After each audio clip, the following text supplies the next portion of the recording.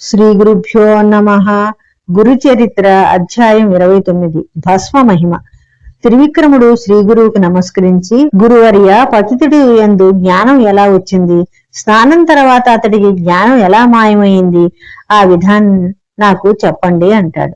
అప్పుడు శ్రీ గురువు, అతడి శరీరం నందు మేము భస్మం ప్రోక్షించినందున జ్ఞానోదయమైంది. భస్మం రాలిపోగానే అతనికున్న జ్ఞానం అంతా మాయమైపోయింది. భస్మాన్ని పూసుకున్నవాడు పునీతుడవుతాడు, బ్రహ్మజ్ఞాని అవుతాడు. కృతయుగంలో వామదేవుడనే మహాయోగి ఉండేవాడు. అతడు సర్వాంగాలలో భస్మాన్ని రాసుకొని కామ క్రోధరహితుడై క్రౌంచారణ్యంలో తిరుగుతూ ఉండేవాడు. అప్పుడు ఒక రాక్షసుడు అతడిని తినాలని అతని పైకి ఎగిరి వచ్చాడు. ఆ రాక్షసుడు వామదేవుని స్పర్శింపగా అతడు ధరించిన భస్మం కొద్ది భాగం రాక్షసుడిపై అంటింది. అప్పుడు రాక్షసుని పాపాలన్నీ నాశనమైపోయాయి. అతడు జ్ఞాని అయ్యాడు. త్రివిక్రమ, సత్పురుషుల దర్శనం చేత పాపాలన్నీ తొలగిపోతాయి.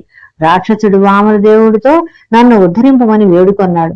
అప్పుడు అతడు రాక్షసుని విషయాన్ని అడుగ్గా రాక్షసుడు, నాకు ఇప్పుడు 25 జన్మల స్మరణం అయింది. 25 జన్మ వెనుక దుర్జయుడనే రాజునయ్యున్నాను. అప్పుడు నేను చాలా పాపాలు చేశాను. ప్రజలను పీడించాను, స్త్రీలను బలాత్కరించాను, చెప్పరానంతగా పాపాలు చేశాను. దాని ఫలితంగా నరకాన్న పడ్డాను. పాపశేషం చేత 100 సంవత్సరాలు పిశాచినై తిరిగి కుక్కనై, జింకనై, మున్నగా అనేక జన్మాలెత్తి ఇప్పుడు బ్రహ్మరాక్షసిని అయ్యాను. ఎల్ల ప్రాణులను తిన్న నా ఆకలి తెరట్లేదు.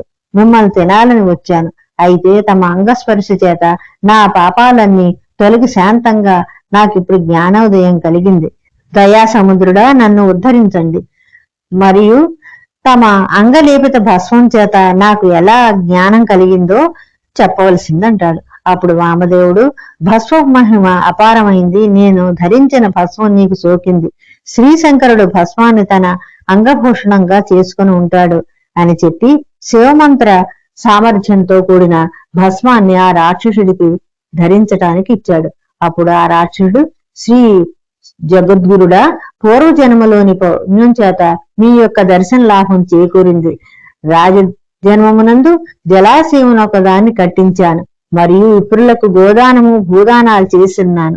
దాని ఫలితంగా ఇప్పుడు నేను పవిత్రుణ్ణయ్యానని చెప్పి భస్మాన్ని దేహానికి అంతటికి ధరించాడు. భస్మమహి వల్ల అతడుకి దివ్య దేహం ప్రాప్తమైంది. శ్రీ జగద్గురువులు మనుష్యులను ఉద్ధరించడానికి సంచారం చేస్తూ ఉన్నారు. ఆ రాక్షసియు వామదేవునికి నమస్కరించి అతడు మోక్షాన్ని పొందాడు. ఈ దృష్టాంతము చేత శ్రీ గురువు త్రివిక్రముడికి భస్మ మహిమని తెలియజేశాడు. 29వ అధ్యాయం సమాప్తము.